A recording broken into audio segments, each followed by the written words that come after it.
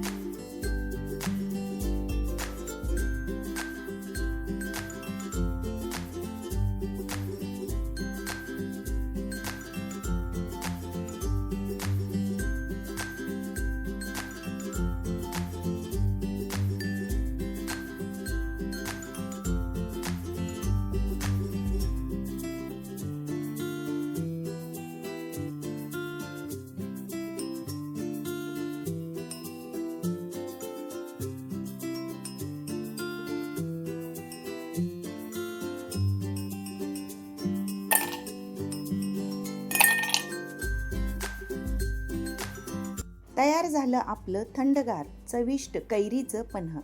उन्हाळ्यात शरीराला थंडावा देणारं, एनर्जी देणारं हे पन्ह नक्की ट्राय करा. जर तुम्हाला ही रेसिपी आवडली असेल तर व्हिडिओला लाईक करा, शेअर करा आणि चॅनलला सबस्क्राईब करायला अजिबात विसरू नका. आणि अशाच सोप्या, झटपट आणि चविष्ट रेसिपीसाठी पुन्हा भेटूया पुढच्या व्हिडिओमध्ये. तोपर्यंत आनंदात राहा, खात राहा आणि स्वस्थ राहा.